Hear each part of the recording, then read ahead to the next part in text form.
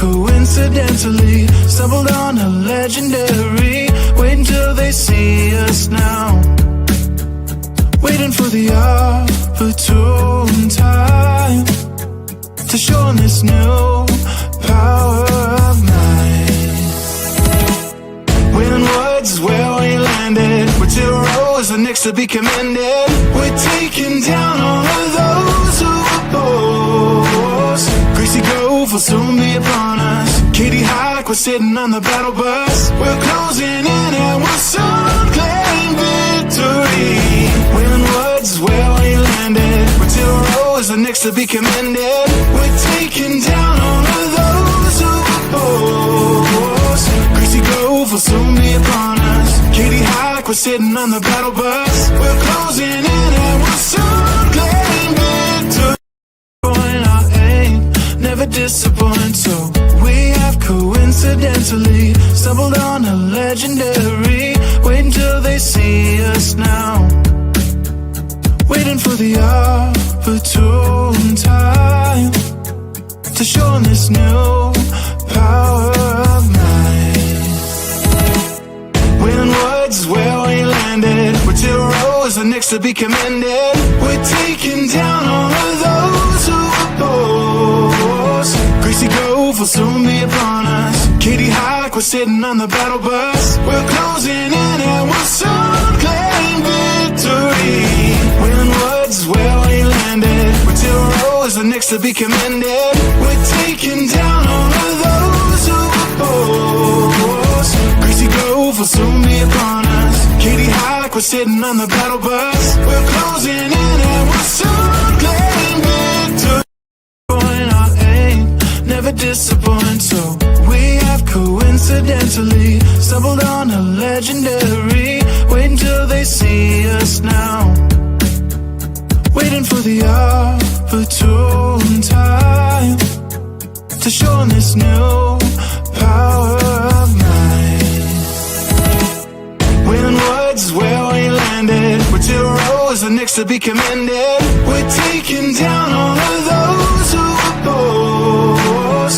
Gracie Grove will soon be upon us. Katie Hike, we're sitting on the battle bus. We're closing in and we'll soon claim victory.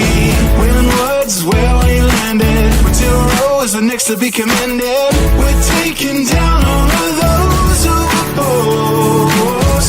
Gracie Grove will soon be upon us. Katie Hike, we're sitting on the battle bus. We're closing in and we'll soon claim victory. Our aim never disappoint, so we have coincidentally stumbled on a legendary. Wait until they see us now, waiting for the opportune time to show 'em this new power of mine. Wailing Woods is where we landed. We're 2 rows and next to be commended. We're taking down all of the... Welcome, everyone. Welcome to the first official podcast of Unplugged and Unfiltered. So I'm Brian Clements, and this is Bob Clements. So we are super excited to be hosting our first Unplugged Unfiltered podcast, where we're going to talk about business, we're going to talk about life, we're going to talk about entrepreneurship, and overall, just what's it take to run a business. So yeah, I'm super excited. Bob, I know that some people on here know me. You guys are following my Instagrams, you're following my LinkedIn, following my Twitch, YouTube channel. But Bob is a new face here, and so Bob, kind of a new old face. A new old face. Bob, kind of give us a little bit overview of who you are. Just how did you get into business? Kind of, what's your business background? Well, basically, I got out of prison.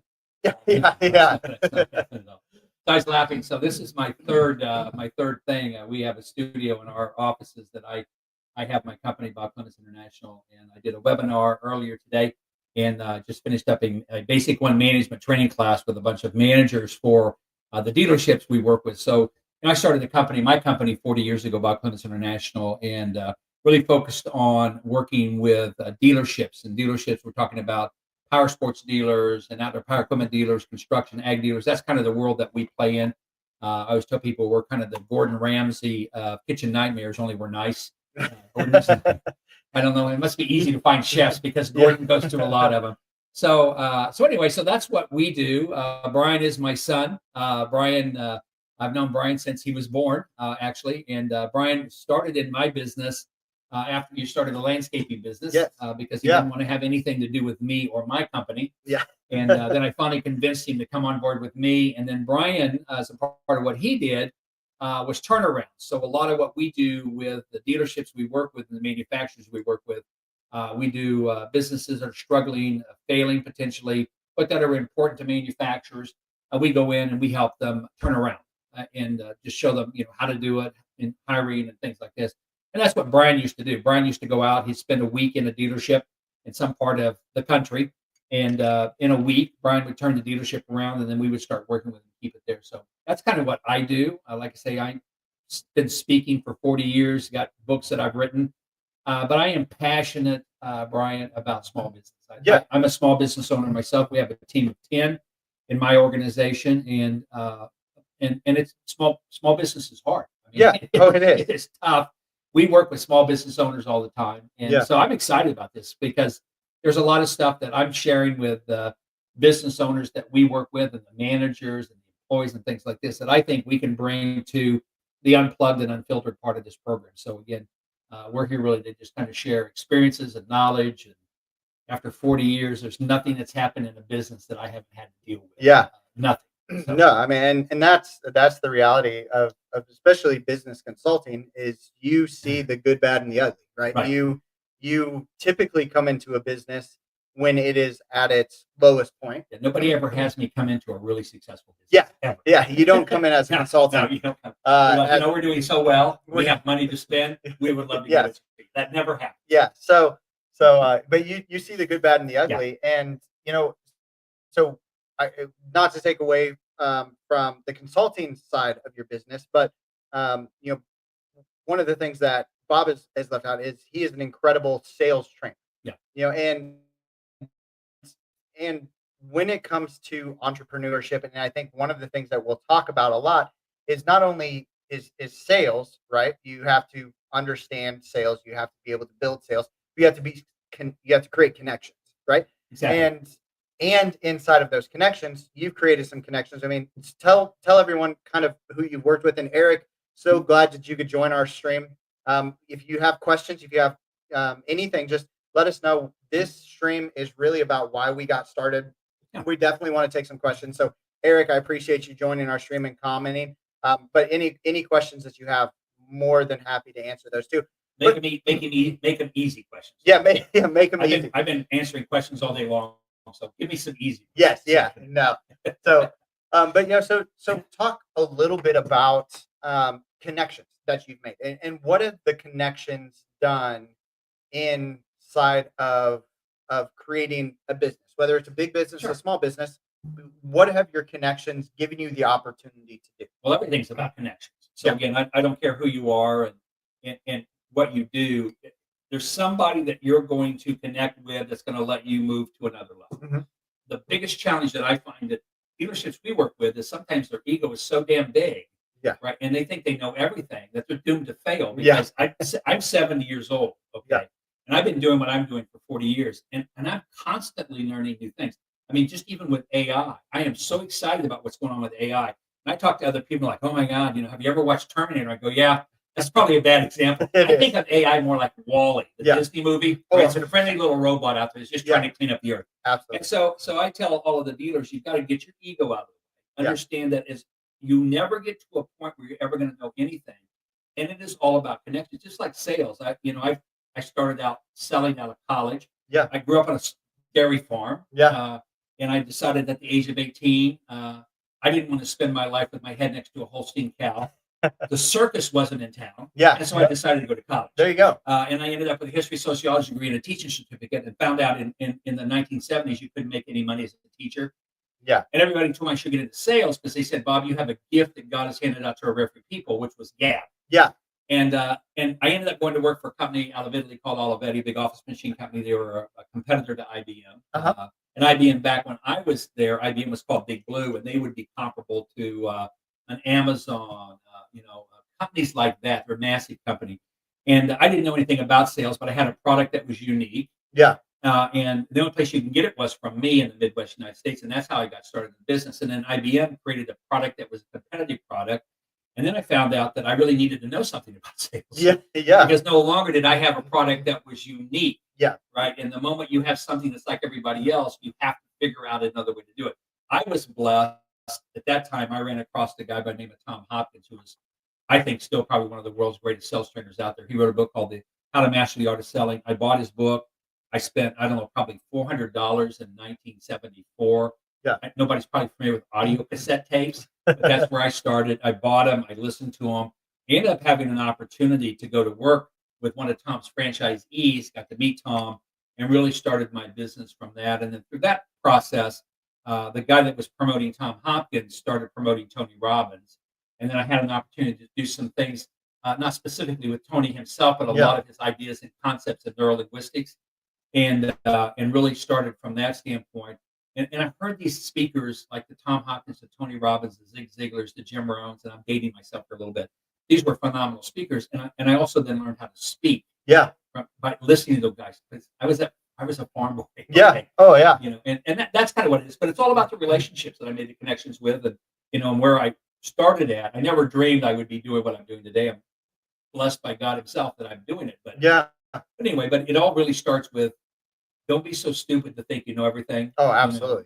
Figure out, okay, number one, I had a family that needed to make money, needed to pay for you. Okay? Yeah. And so that's really how I got started. And it's had its ups and downs. We'll talk about as we go through the different podcasts here, because it's never easy. But that's where. Well, and that you like Bob said, is it's about the ups and downs, and that's one of the biggest things that with Unplugged Unfiltered is I've seen a lot of podcasts. I've listened to a lot of podcasts where it's if you just do this right, it's gonna work. It's going to do this. If you just buy our 20-step guide, it's going to do this. Giving away our secret. Yeah. No, there's no 20-step guide. It's you crush it every single day. Yeah. You work 100 hours a week when everyone else clocks out at 5 o'clock. Yeah. You still have 10 hours worth of work. Exactly. And you build connections. You have to constantly grow your circle with the right people. It's the Tom Hopkins, right? As you grew your relationship with Tom Hopkins, you grew knowledge, you grew data, you grew an additional network on top of that. And I think that's one of the biggest things that entrepreneurs miss is the fact that they go, I have this good product. Yes, you have this good product. Jeff Bezos had a great product, right? But Jeff Bezos went from selling books in a garage to what he is now because of the connections that he had. Exactly. Elon Musk, same example. Elon Musk, brilliant, but without his connections, would he have what he has now? And I think that we all get stuck on the I have this great product. It's going to sell like crazy. It's going to do this. And then you forget creating the key connections and it might not be a person that's going to buy your product. It might not be, but it's we were talking yesterday, to the kind of, to the 6th degree, right? Or the 6 degrees of connection. Yeah, 6 degrees. Everybody knows Kevin Bacon at some point. Yeah, exactly. And that's one of the things that you have to do. And Eric just made a great thing, not to be scared of AI. We all have to embrace it. If you don't plan to use it, we'll watch those with the ones cruise past. Yeah, absolutely. And the thing with AI is one of the biggest things I hear with AI, and of course I'm building a AI business platform, right? A business management software that has AI in it. And they go, okay, well, you're removing what we're just talking about, these connections, is you're not removing those connections. what you're doing is you're creating efficiency within those No, connections, absolutely. and you actually create better connections because you can have better communication, more often communication with customers, and you, as long as you utilize it properly. I mean, AI is, it's not taking over jobs; it's giving the people the tools they need to do their jobs properly. It's making all of us freaking geniuses. Oh, it Okay, is. so I have access to all the knowledge in the world. I Okay, Yeah, all I have to do is say, okay, I'm an idiot. So help me look smart. yeah, And again, what you're saying, and this is what we're trying to talk to our dealers about, which is why I'm excited about what you're doing. But AI enhances employee performance hmm, because I can take a average employee, I can utilize, let's say they're at a parts count, yeah, okay, and I can utilize AI and say, okay, I just need you to ask AI, yeah, okay, this is a part that I need. This is the product I need it on. I need the part number, I need the price, and I need options where I can find it other places else. It would take a parts counter person that was a newer person yeah. a half an hour to do it. AI can take that person and in 30 seconds, Absolutely. it'll have all the information. And so again, so what I have is a better customer experience, Yes. right? Because Yep. customers come in and say, I need this. You go, well, I don't really know how to do it. AI does. Yes. Right? It'll sweep the whole internet across the world. Oh, And yeah. come up with the answer for you. So, and again, all of our dealerships have service departments, Yeah. and equipment is complex. Yeah. And so we've got all of our dealers now working with AI just to ask the question. I have this Sani SU50 excavator in, and I need to do a 50-hour service on it. Uh, how much time should it take, and what are the steps to do it? And if I've got a brand new person, they don't have a clue, but AI says, "Oh, here's how much time it should take, and here are the steps to do it." And so I can take my lower level technician, and they Yeah. can perform like an A level technician because AI really enhances that. So I think AI is a great thing, Oh. as long as we don't hook it into Elon's Skynet Yeah. system. Yeah. Yeah. So Yeah. We've seen how that we should goes, get that. goes That in, doesn't in work well. Terminator, and I don't think it ends well for any of us. It doesn't. But I mean, Eric made a great point. AI will make the customer relations Yeah, better absolutely. doing it the right way. And I've known Eric. I've had conversations with Eric, and Eric is building an incredible business, um, doing putting in energy efficient lighting, helping customers create the best energy efficient, most I said efficient, but efficient systems inside of their things, whether it's electricity, whether it's air Sure. compression, whether it's refrigeration. Right. He's building that into that. And one of the things, I mean, him and I even had this conversation, is with AI, is it gives you the ability to take, let's say you talk to a customer, and it's typically a 2-week process to get a quote back to a customer. Now you can do it in a day Right. using AI, and it's so much more accurate, which gives you better profit margins. Right. I mean, at the end of the day, because, well, I can find every product, everything that I am selling to that customer, right, at the best price. I can get the quickest turnaround time, right, because I can find it and get the logistics through AI to my customer quicker. And I can then communicate with my team who is boots on the ground in real time. And if there's a question, AI 9 times out of 10 will be able to answer that question for them, so that it gives an Eric, it gives a me, it gives a you Right. the ability to work on our business, not necessarily in our business. And that's when it comes to entrepreneurship, one of the biggest things that you have to understand. And one of the things that I'm still very heavily working on is working on my business, not necessarily in my business. I'm building a team around me, and one of those team members is the cheapest team member I could ever pay, which is AI, because, well, it works 24/7 and it doesn't cost me really anything Yeah. to have it there. But I'm building this team around me, to to give me the ability to build my business and not necessarily have to do the day-to-day task. Um, oh, go ahead. No, I was going to just say, there was a book written in the '80s, so I'm dating myself here, but you can look at me and tell me I'm dated. But this book is called The E-Myth. It was written by Michael Gerber, and the whole theme of the book really is how do you become? You have to become a successful business. You have to do it by moving away from an entrepreneurial model more into a business model. And the Yeah. key is understanding that entrepreneurs, most entrepreneurs, and this is the challenge in the beginning, every essence that you have, everything you have to do, you pour into that business. and you own every part of it. It's like birthing a baby. Yeah. But if you're going to grow it, then, and this is what I'm always trying to do with dealers, you birth the baby. Yeah. Okay, now it's time to make the baby get out on its own and let the baby start paying you back a Oh, little bit. 100%. Yeah. And Gerber's whole thing was, you got to spend more time working on your business than in your business. I always tell my managers, you got to be the number one employee, not the number one employee, but the number one owner. Yeah. And that really is that transition you have to have. And I think that's a part of the problem a lot of entrepreneurs have is how do I transition? I don't want to give that feeling up because it's a adrenaline rush. Oh, absolutely. Yeah. And what you want to do ultimately is grow it. And those are for programs that we're going to do on down the line. Yeah. But again, I think, like you said, it really started off with the concept of connections. Yeah. And what you always have to be looking at is what's a connection I can make? What's a connection I can make? Mm-hmm. And I will say, in my business, I have people that somewhat think I'm unapproachable. I've been relatively successful in what I do. And so when I'm doing workshops or I'm doing national dealer meetings or whatever like this, people come up and go like, "Hey, to bother you," and I go like, "Oh, please bother me." Mm-hmm. Right? That's what I'm here for. I'm getting paid to be bothered. So Absolutely. Please bother me. They're like, "Well, could I can't afford you." And I said, "Well, you don't have to afford me. Here's my email. Get on my calendar. I love helping people out that want help." But I tell them, but if I give you advice and you don't take it, then don't bother me anymore. Yes, absolutely. Okay? So I'm just real clear with them. I don't have lots of free time, but I've always got time for somebody that says, "Hey, I can't afford you." I go, "That's fine." Yeah. I said, I don't have to get paid for everything I do. I've been blessed. Yeah. Right. But on the same token, if I give you advice to do, and then you call me back and say, "Well, I want to talk to you more," and I go, "Well, did you take the advice I did?" "Well, no, because ours is a little different." Yeah. You go like, nothing's different. Yeah.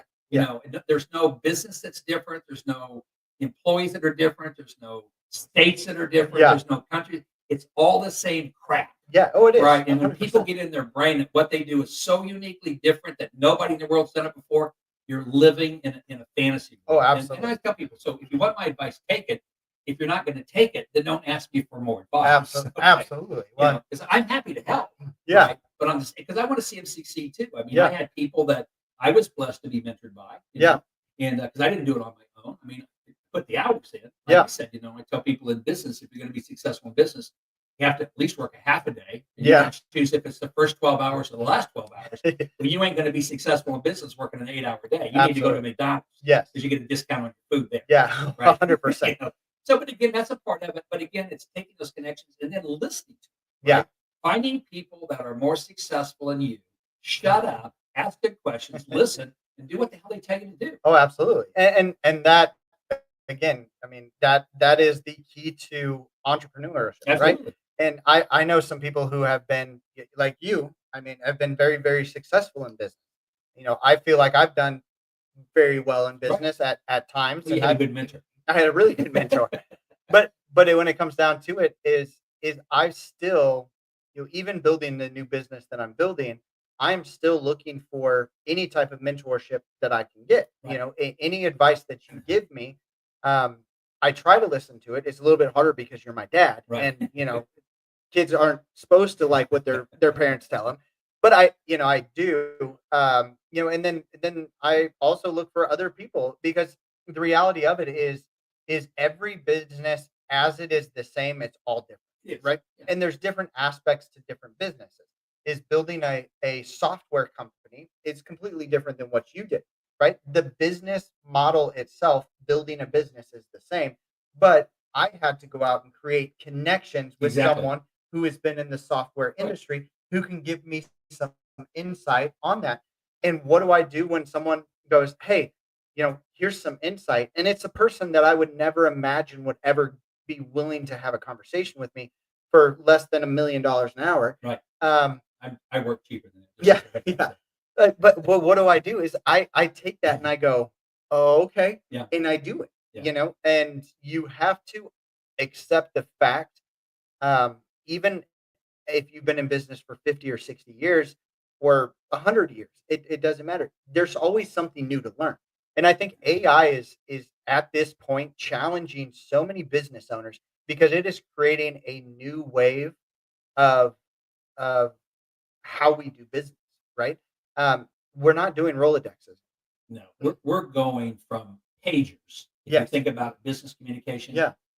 pagers jumping over flip phones, Blackberries, terrible Androids, Yeah. crappy Apples, and we're going all the way over here to now we've got these, the Samsung and the Apple. But we didn't go through it in a steady pace like other technology. We're going literally from pagers to flip phones. Oh yeah. Or not flip phones, but to super smartphones. Super smartphones. Yeah. In an instant. Yeah. There's I've been in the business a long time, but in the world of software, there's a thing called Moore's Law. And Moore's Law states, and this is when Intel was first building chips and stuff, and Intel came out and said basically, this has been back in the 80s, and they said basically, according to Moore's Law, chips capacity will double every 18 to 24 months, and the price will come down. Yeah. Okay, and that was true. Yeah. And so every 18 to 24 months, Intel would have chips that were twice as fast and half as expensive. Yeah. Which is why we have our computers today. I believe Moore's Law applies also to AI. Oh yeah. I think AI is going to double in capacity every 18 to 24 months and become less expensive. Right now, AI is a little expensive for most people who are on chat. It's $20 a month. It's a big deal. Yeah. But if you're starting to do what you're doing with it and you're binging it all the time, right? You're spending $20,000-$30,000 a month to interact with AI. But that's all going to come down. And the other piece is again, and there's going to be people out there that are the best of the best in writing AI code.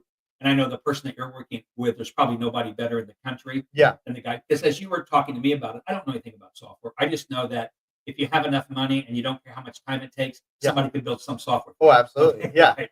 So seldomly those two things exist. Yeah. But again, then you gotta, I can't give you advice on what you're doing. My advice is you gotta go find the best person there is out there in the world that writes this, because that's the guy. Oh, absolutely. And that's what's gonna make your software explode. Because there's gonna be other people like in what you're doing. There's gonna be other people come along, but they're not gonna have your they're not going to be at the level that your guys that's writing it. And I think that's the big piece of it too. Well, and that is for me, I mean, as far as it goes to where I feel we will be successful in our business, is we are not settling for we want to be the best, and understanding that the best costs the most money. You don't get a Patrick Mahomes for Aaron Rodgers price. Yeah, Aaron Rodgers price. Yeah, maybe Aaron Rodgers price, but maybe but you don't get a Patrick Mahomes. You don't get a Travis Kelce. Right. You don't get these guys for pennies on the dollar, right? You have to pay the most to play with the most, and building what we're building. I mean, we have 3 proprietary AI bots that we're building into our software. Why? Because we could attach ChatGPT, right? Integrated it, super simple. It's would have given us, we're an AI based thing, but we didn't want to just be AI based. We wanted our software to be fully integrated with AI in a way that AI has never been used. And you say, like with Moore's Law, it's like, okay, this is going to be a 16, every 18 to what was it? 18 months? 24 months. 18 to 24 months. It doubles in capacity in half and half the price. Yeah. But I think with AI is going to double in capacity at half the price every 6 months. It very well be. And I think that because not only now do we have AI as a tool, but AI has AI as a tool. Right. It is learning itself and understanding how it can be better. That's why we should be cautious of it. That's why we should be cautious of it. Yes. But at the same time, to bring that all back around to the entrepreneurship, is we have to look at ourselves through an AI spectrum. Right. And I asked my AI bots that I talk to all day, every day. I say, what can I do to be better today? Right. And I think that we get so caught up in the day-to-day workings of our business. And there's days where I feel very, very overwhelmed, and like I need to make this connection. I have to create this sale. I have to do this. And those are all very important. But I ask AI every single day, say, what do I need to do to be better at my job today? And it gives me one thing every single day. And I focus on that one thing as if you were telling me it, and we've got some other guests who are going to come on our podcast in the next couple of weeks that are incredible, super successful. And I take what AI tells me the same way that I take them. Is I take it all and say, how do I implement this into my life, and how do I become a better entrepreneur, not only for my business but for my people and for my brand that I'm building. So again, this is we've kind of just been ranting for the last. I don't want to even say ranting for the last 30 minutes, but what we are building with this is coming back around to our vision, and we're going to take the last few minutes just to kind of talk about what our vision of Unplugged, Unfiltered really is about. Is we are going to focus on the day-to-days in entrepreneurship. We're going to focus on what does life look like as an entrepreneur, um, in the business aspect, in the personal aspect. I mean, it takes a toll on life. I mean, brutal. my significant other, she misses me for 100 hours a week. Why? Because I'm building a legacy. Right? Right? Your mom is excited that I'm gone 100 hours a week. Yeah. Yes. Yeah.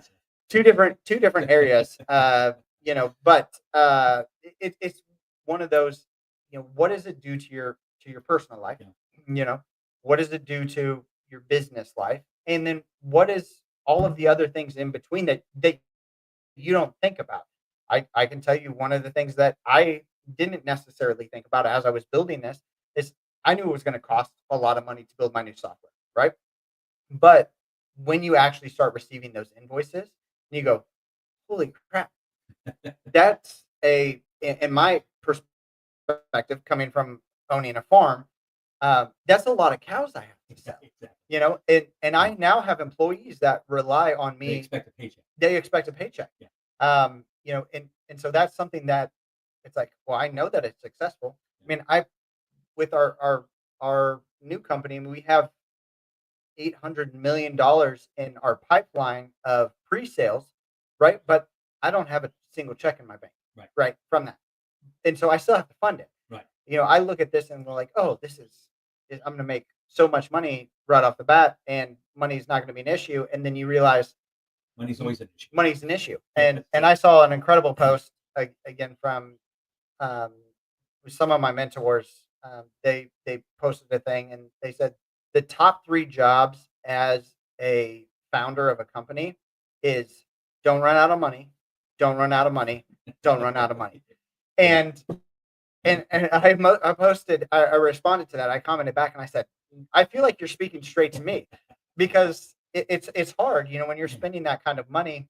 Again, you're buying the best to be the best, but you still have to figure out a way, and that, going back at how does this actually apply, is that affects your business and it affects your personal. Right. My personal life struggles at times because it's like, I know that you want a new swimming pool, right? But I have to spend $60,000 for this week's invoice for my developers. Right. And they go, well, but what does that get me? Yeah. And so it's one of the things I think that we'll have a conversation on is how do you work through that with a spouse? Yeah. How do you work through that with a significant other who might not be or might not have an entrepreneurial mindset? That's the challenge. And again, I'm an entrepreneur.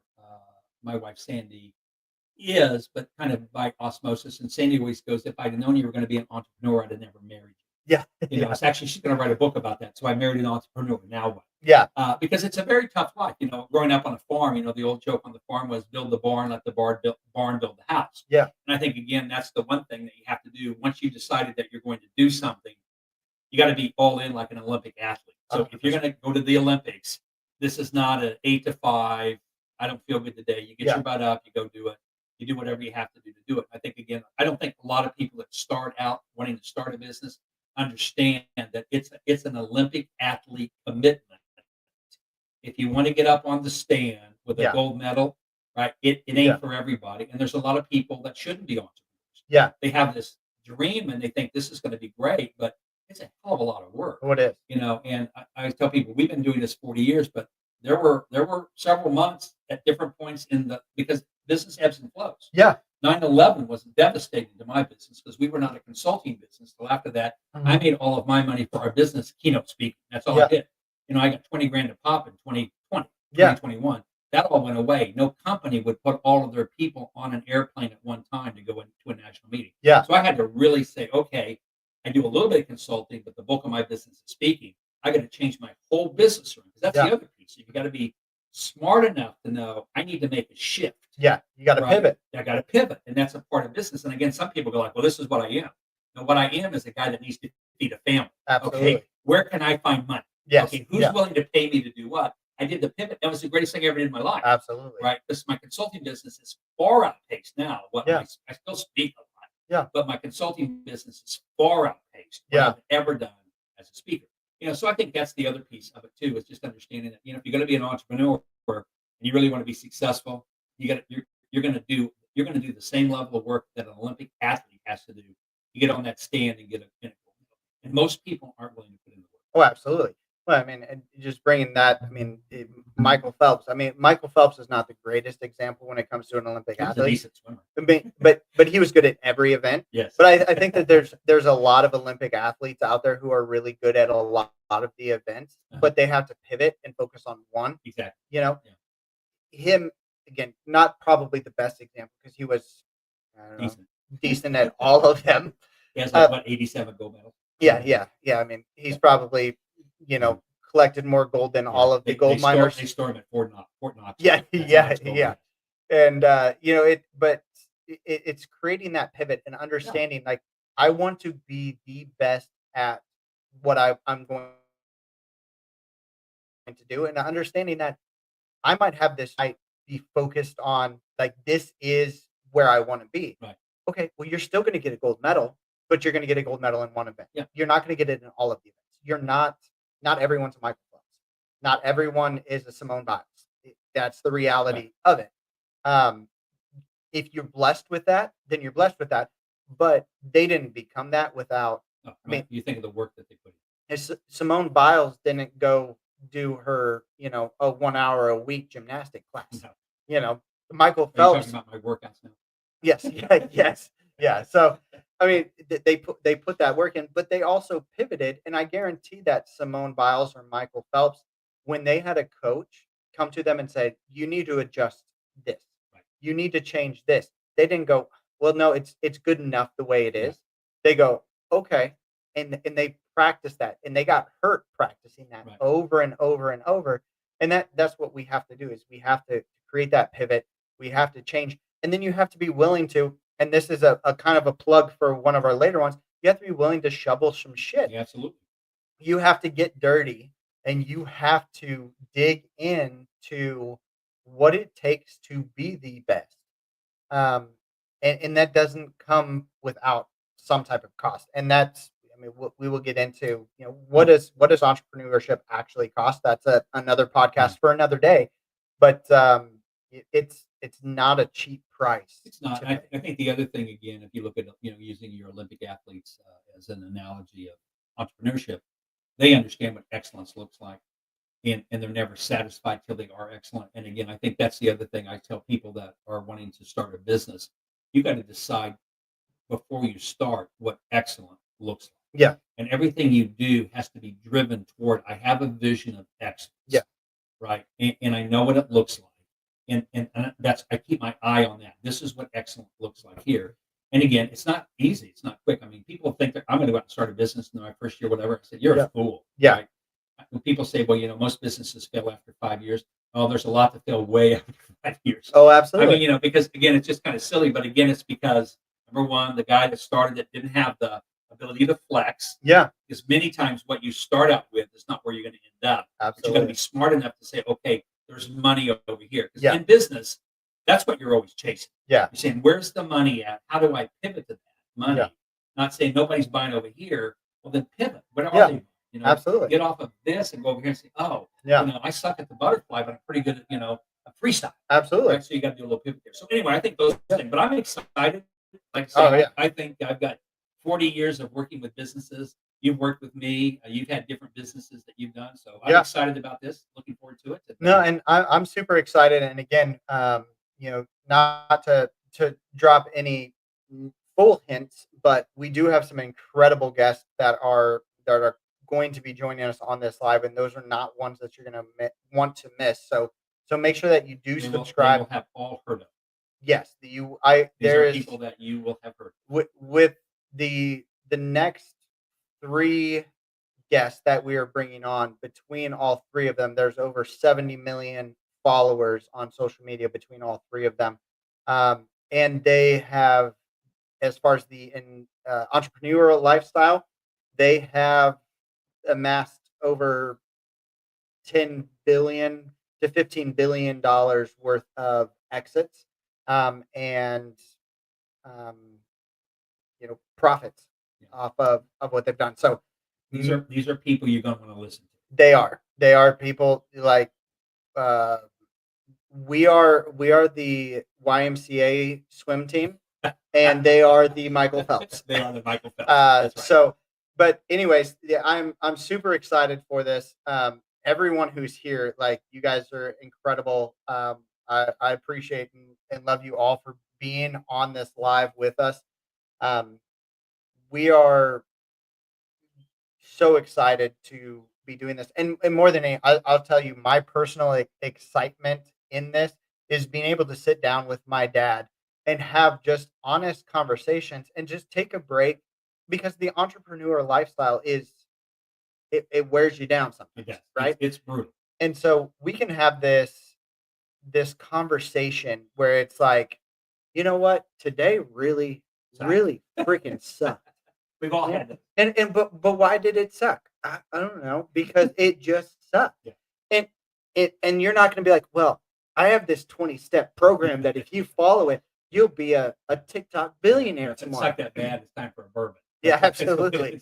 That's what it's time for. a bourbon. 100%. So, anyways, I appreciate you all, Eric, Louisiana boy, Day Walker, Cat. Thank you guys so much for being in here. We're gonna kind of wrap this live up. Definitely follow us, subscribe, depending on where you're at. If you're on YouTube, where we stream this live on YouTube, on Twitch, on Instagram, and on LinkedIn. And so wherever you're at, make sure that you subscribe, make sure you follow, so you don't miss any of the big drops that we're going to have with some of these other incredible guests that are coming up soon. So, but with that, I appreciate you all. If you have questions, if you have something that you would like to know, if you would have a conversation that you would like us to have, send us a message. Shoot me a direct message and just say, hey, this is something I'm struggling with in my business, and I'll reply. I can guarantee you I will reply to your message and give you any type of advice that I can possibly give you. But we'll also try to work that into any of our podcasts. I mean, that is the perk of what we're doing with this, is we're not scripted. Nothing that we're talking Really, about. I felt like this was a pretty. Yeah. We're not scripted at all, in any of this. And so if you have a question, if you have a comment, we're going to respond to that. We don't necessarily have a schedule. I mean, we kind of said, oh, we don't want this to take 4 hours, because people would probably get bored with us over 4 hours. Or I'd have to start charging. Oh, and I can't consulting piece. I can't afford him. So, but with that being said, it's, if you have a question, if you have a comment, if you want to see something on our podcast, reach out to us and let us know, because we would love to discuss struggles that maybe you as an entrepreneur are struggling with. And the other thing is reach out to us and let us know what you're doing as an entrepreneur, and we would love to have you on at some point.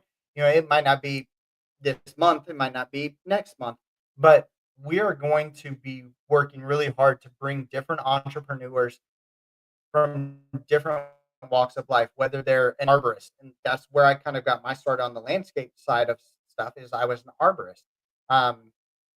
Whether it's an arborist, whether it's a dealership owner, whether it's a franchisee, is we're going to bring entrepreneurs onto our stream so that you can get the full understanding of, in every industry, here are the struggles, and 9 times out of 10 they're going to be the same. Yeah. But businesses are businesses. But we can talk through it and say, Yeah. okay, how do you figure this out? So anyways, Awesome. I appreciate you all. We are at our 45-minute time limit. You guys are incredible. Again, send us a follow, subscribe to our channel, and then comment. Shoot us a question. Nothing's and off limits. Nothing is off If limits. it is, we won't answer it. So it Yeah. doesn't matter. Yeah, if it is off limits, well, yeah, we're not going to answer that. yeah. I mean, but the reality of it is, there's going to be very little that, as long as it's not illegal, immoral, or life threatening, Unethical or life or left those are unethical. my rules. I teach all my people. Yeah. You can do anything you want as long as it's not illegal, immoral, unethical, or life threatening. Yeah. Outside of that, game on. Let's So play. if you ask one of those questions, that's why we're unfiltered, That's right? exactly We're right. going to have those conversations. So And we're not going to talk about politics. yeah, well, and Dave Walker said it. He goes, if they get bored, they don't want to do better, and that's the reality. I will tell you. I need Dave on my consulting team. Yeah, That's the attitude I'm looking for. Dave, you're a loser. That's what Dave would say to you. Yeah. You're just a loser. I don't know what to tell you. Yeah, Right? and Day is so I know Day Walker very well. I mean, I know him as a personal friend. He is an incredible person. He's doing really well as a TikTok streamer, and I would love to have Day Walker at some point on our thing, because that's a completely different entrepreneurial mindset. Is streaming daily on TikTok, and what does it take? Because that is exhausting. I mean, you're having a conversation, and a lot of times you're having a conversation with absolutely nobody, right? I mean, you're looking at a screen. You imply that to me. Well, yeah, there's 100% was implied to you, but it's again, it would be a completely different perspective, and then maybe it's one of those. We talk with him and say, okay, what are some things that from our what are some things that we go, this might help you, this might benefit you, and it would be interesting to just kind of use that as a social experience. And Day Walker, if you're willing to be one of our social experiments, it'd be interesting to see and say, try this for a week, and let's just see what that change is in your, because as a streamer, that's an entrepreneur absolutely. mindset. I mean, what I think of Kevin O'Leary is probably one of the biggest fans of TikTok. Oh, 100%. He makes hundreds of millions of dollars of it. So TikTok is a entrepreneurial platform. Oh, 100%. I think it's a great thing. Yeah. Is this the gentleman that when he enters one of your battles, you say I win? No, this is no. I do have a friend that when I do get into a battle on TikTok, so I streamed on TikTok for a while. I backed away from it because, well, time constraints. As an entrepreneur, I've had to refocus my priorities There you go. a little bit.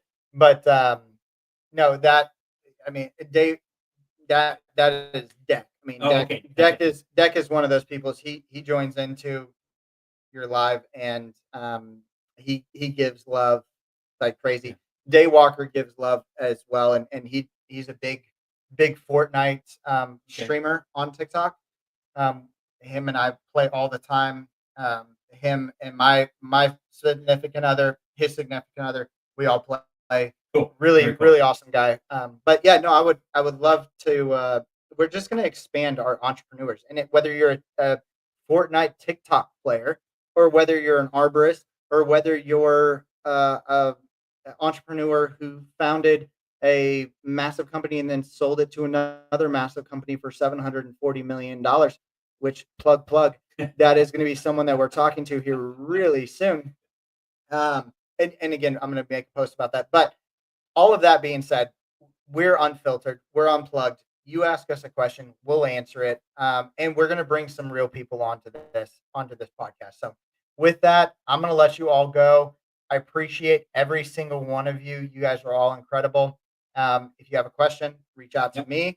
I'll make sure that it gets to Bob, and we'll make sure that those questions are answered throughout different podcasts that we do. Awesome. So Cool. thank you guys so much. You all have an incredible night, and we will catch you next time.